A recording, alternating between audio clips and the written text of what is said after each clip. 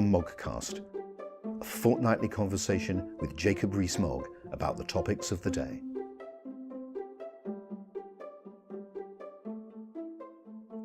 Welcome to episode 4 of the Moggcast. I'm Paul Goodman, editor of Conservative Home, in conversation again with Jacob Rees Mogg. Now, Jacob, I would dearly love to have a conversation with you that wasn't about Brexit, the EU and Europe. It was about something else.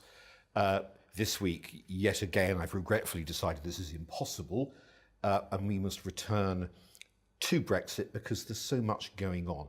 I'm going to start with a very general question, which is, we have Corbyn's speech today, we have the Prime Minister's speech on Friday. What are you hoping she's going to say? And what do you think are the main issues that remain to be resolved? The noises that have come out post the Chequers meeting are very encouraging. You wrote a piece saying that it was David Davis's approach to Brexit, and that's something I've got a great deal of confidence in personally. I think David Davis knows what he's doing and he's very clear. And the idea that there will be some rules that we accept voluntarily from the EU because we're selling into the European market is one that's always been there, that you always have to abide by the rules of a country you are selling to. So if we're selling to China, we have to follow Chinese rules, to the European Union by EU rules. But that it is our own choice, that we have control of those rules, and if events change, we will be able to change the rules accordingly. This seems a very sensible form of Brexit, out of the customs union and out of the single market. Being out of those two means we've genuinely left. Remaining in either of those essentially ties us into the EU without being able to make the rules that would affect us. Essentially, you've just cast some light back on what happened at Chequers. Just going forward again, does the Prime Minister need on Friday to resolve the length of transition, more details about what will happen during it, and the position on the customs union? And is there anything else I've missed out that is absolutely central to be decided, in your view, on Friday? I think you're absolutely on the key issues, the length of transition. The EU has said to the end of the multi-annual financial framework, and that's very important because the EU is right. If we stay beyond that, our contributions in the final quarter could be quite large because it will be on a new multi-annual financial framework which we will have had no say in putting together. So length of transition we want to know. What happens during that transition? And here there are 3 issues. One is free movement, one is the role of the ECJ, and the third is the imposition of new rules. And those are the problem areas there. And then the end state. We need more detail on the end state. But whisper this quietly. I think Eurosceptics, including me, should have more confidence in the Prime Minister. So far, she hasn't said or done anything that has contradicted her clear statement that Brexit means Brexit. There's sometimes been leaks coming out of Whitehall and mood music saying things are going to change, but so far every time she's made a public pronouncement, it's remained broadly the same. The position to date has been that the scope of the court during the transition will be the same as now, has it not? That's been the mood music. I think that would be an error. I think the court, once we no longer have a judge on it and we're not a member of the European Union, cannot be the final arbiter of UK law. It cannot decide its own area of jurisdiction, which it effectively now does. But there seems to me a very workable compromise, which is that we should treat the ECJ as we do the European Court of Human Rights. And we should say to the EU that we will in good faith respect the ECJ's judgments and we will implement them through Parliament in the normal course of events, but that we will not be obliged to. And as with the ECHR, if it makes bizarre rulings, we'd be able to block it, not to do it. If, on the other hand, it rules as a tribunal would, as a fair and impartial body, then accepting its rulings and implementing them through Parliament shouldn't be problematic. Just on free movement, the position to date is, if you've been in Britain for 5 years, up until the date of Brexit, pretty much, you can apply for settled status. In other words, the regime changes, that's the plan on the date of Brexit. How disturbed would you be if that was rolled forward to the end of transition rather than the date of Brexit? I think it would be a major problem, partly because the Prime Minister has said precisely the opposite, and the Prime Minister is a lady of her word, and that one of the factors in the Brexit vote was concern over uncontrolled migration from the European Union. And we will have left, and therefore they shouldn't have the same free movement rights. There needs to be a difference between 29th and the 30th of March 2019. And the EU says the four freedoms are entirely interconnected and indivisible. This isn't true. In the deal it's done with the Ukraine, the EU wouldn't offer them free movement of people, much though Ukraine wanted to have it. So they divide them when it suits them. They don't want to divide them now, but we should be very robust on this. And there is, I suppose, the question of delivery to the electorate and what they voted for, but also questions of competence of the Home Office. The real reason seems to be that the Home Office doesn't think it's up to it. Now, I've got a great deal of confidence in Anne Murad, who's a very effective Home Secretary. She knows what she's doing, and I'm confident that she can beat her department into shape to make sure it delivers on the Prime Minister's promise. Are you confident, talking of transition, by the way, that the customs systems, the border controls, anything else we need, like enough vets to cope, will be ready by the end of transition, whenever that is? Because one could foresee a circumstance by which the machine, perhaps ministers, suddenly throw up their hands and say, guess what? The system isn't working as it's meant to work.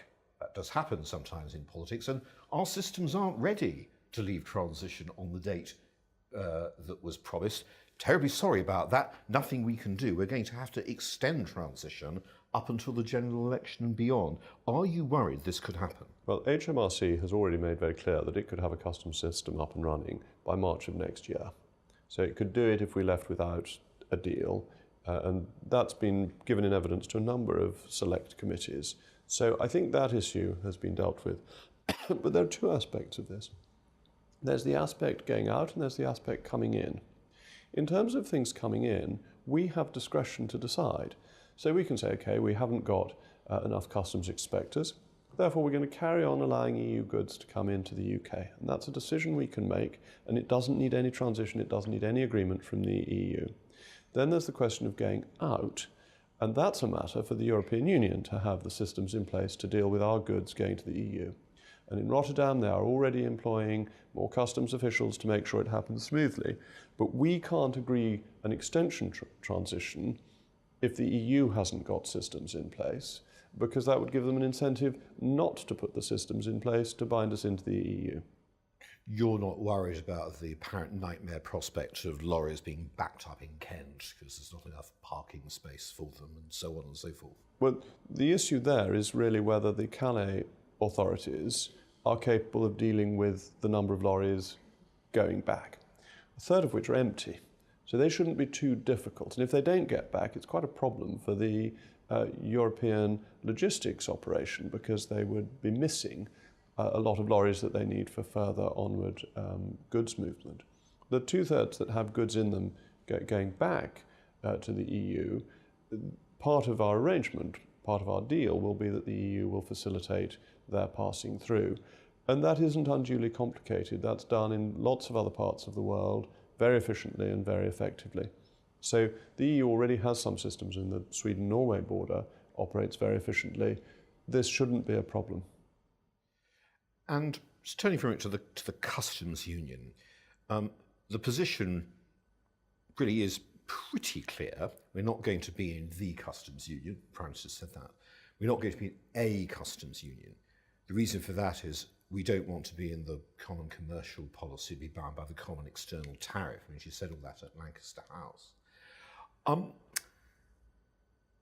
If a motion is put down to keep us in the customs union effectively, a customs union like this customs union, and Conservative MPs inclined to support it, a small number, no doubt, but some do, and a Subaru's tabled an amendment.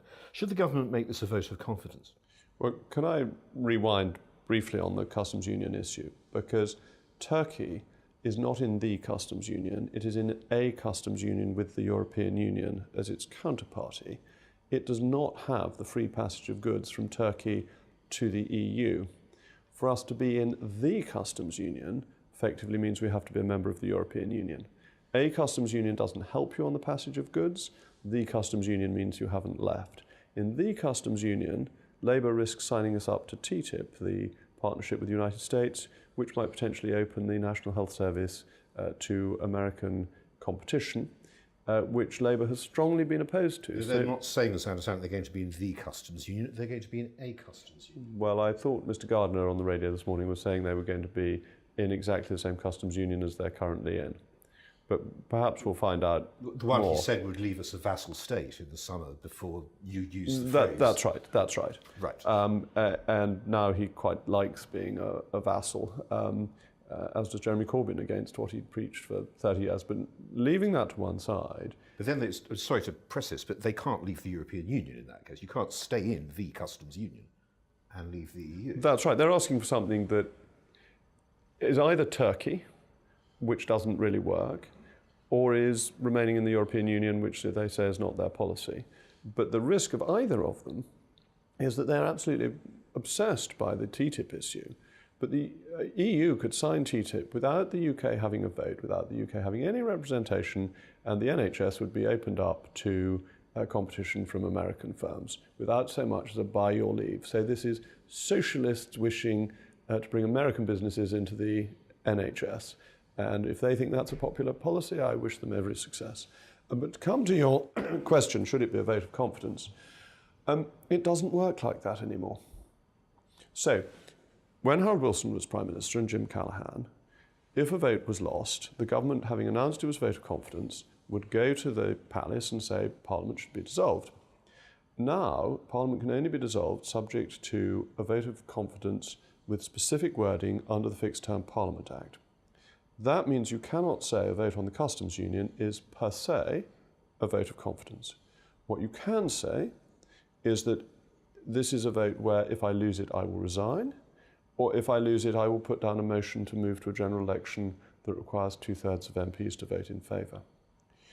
But that is very different. Instead of it being a follow-on from losing a vote, there's then an active decision to do something that most Conservative MPs wouldn't want.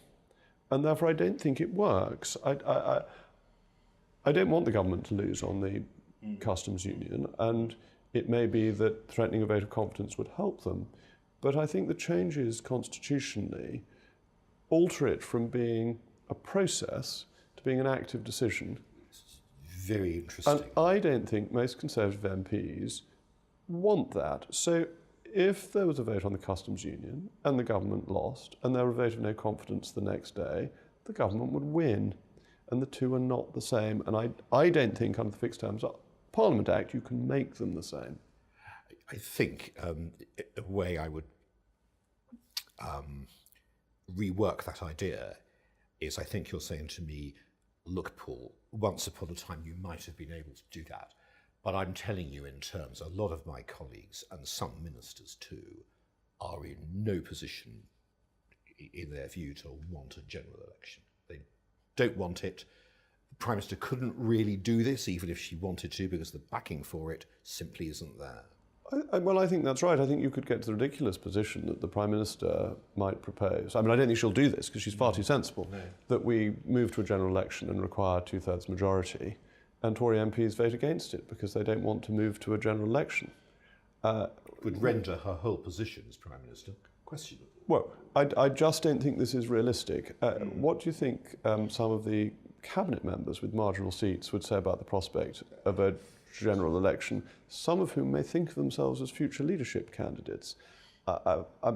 People can work out who I'm thinking about, but they're not going to want a general election in circumstances that would be very unfavourable for the party, because we would be in a complete muddle. No, I mean, in a marginal seat like arguably Uxbridge, we're told it's now marginal, I don't know, perhaps Hastings, this is a marginal seat, is it not? You're think you're nodding away, but yes, I confirm that this is well known, and that. But I have a majority of 10,000. My seat was a Labour seat up until 2010.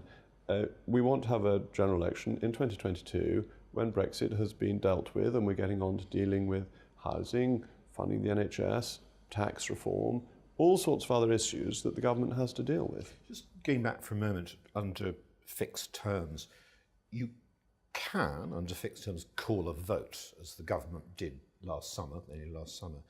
Of course, you can effectively put yourself out, can you not, and ask the opposition to go in, which I doubt if Jeremy Corbyn would do.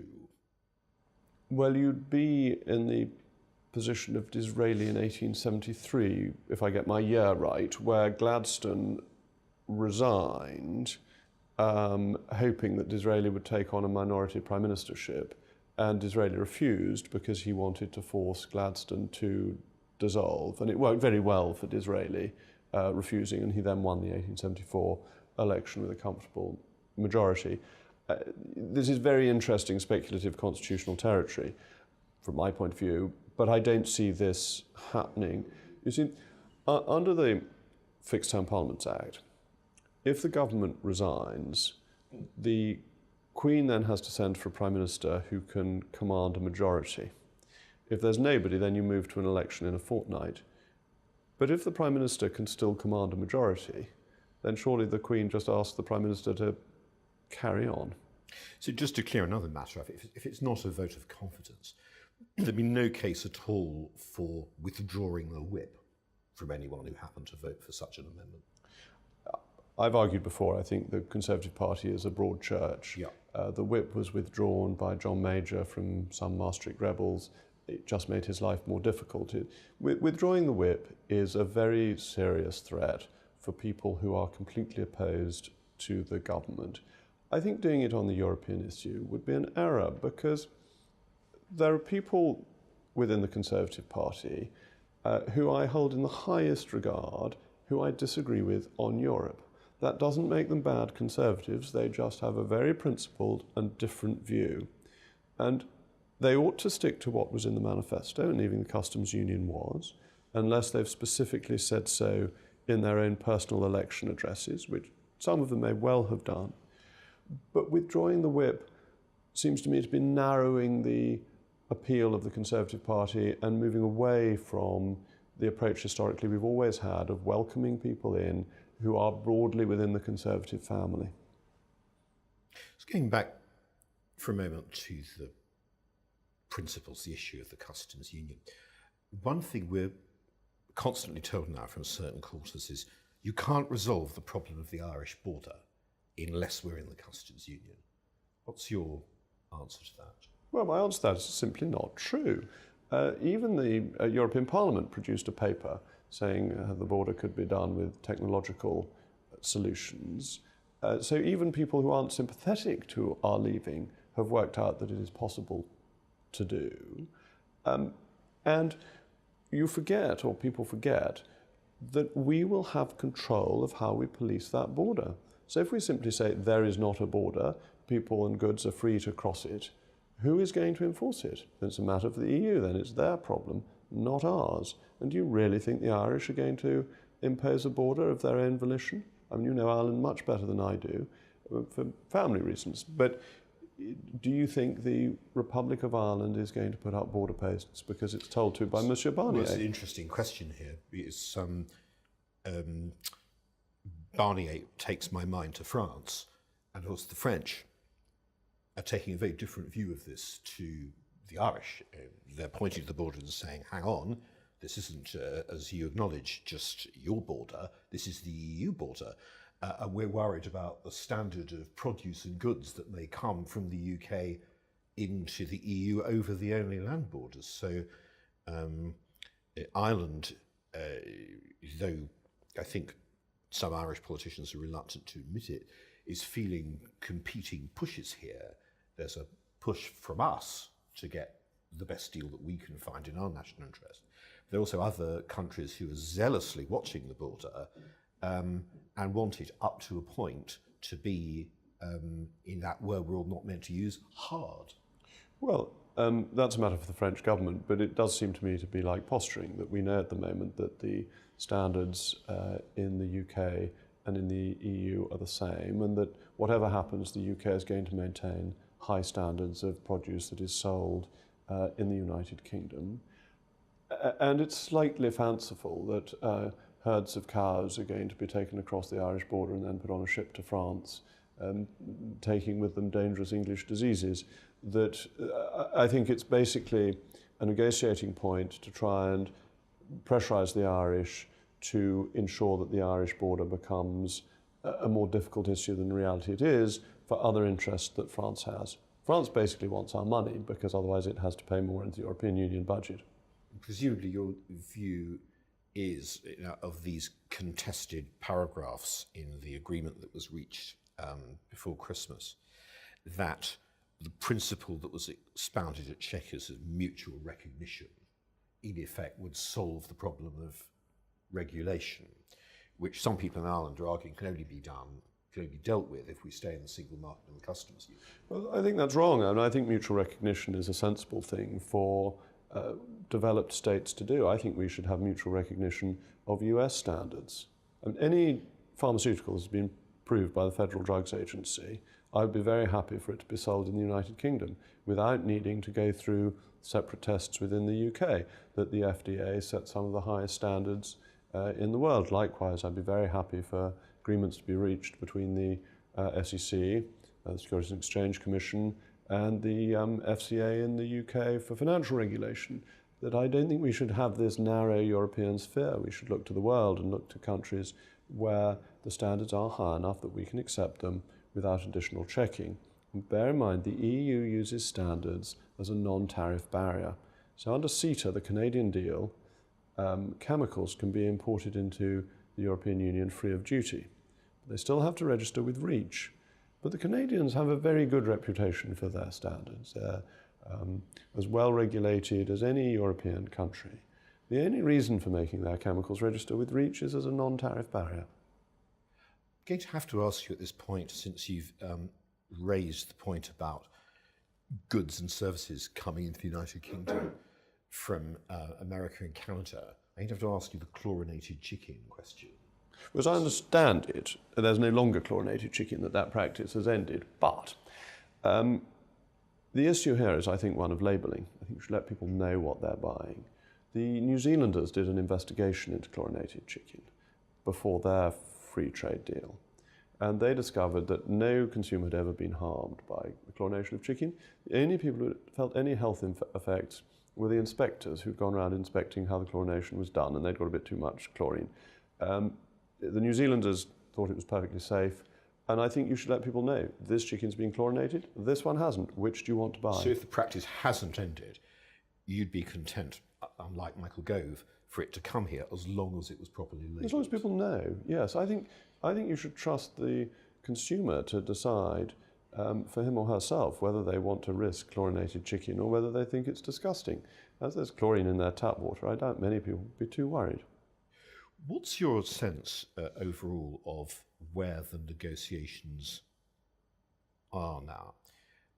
I ask simply because I've reached the view that the British media, while very well set up to cover what happens at Westminster and capable of putting it all under a magnifying glass, isn't so well set up to put Barnier and company under the same rigorous and cynical scrutiny that they put Westminster politicians under sometimes. So it's therefore very hard to tell how much in the EU position is fixed and permanent and how much of it is malleable and negotiable. Well, I think you're absolutely right. I think there is a tendency to view any statement that comes out of the EU as being holy writ and it must be done. Whereas we discovered with the Barnier footnote that we would be punished if we didn't behave ourselves by the Commission, that was not a holy writ. That was very quickly retracted when other member states said, look, this is just ridiculous, you're going too far. And so I think we must remember that this is a negotiation. And the key thing to remember, when our negotiators go to bed at night, they should say to themselves, for the 21 months remaining of the multi-annual financial framework without our money, the European Union is bust. For the 21 months remaining of the multi-annual financial framework without our money, the European Union is bust. It has no legal ability to borrow, and neither the Germans want to pay more nor do the Poles wish to receive less. And that is our best playing card. Just to ask one final question about the financial deal that was agreed in outline over Christmas. How much of that money should we pay over during transition, if any? We shouldn't pay anything until the final deal is agreed.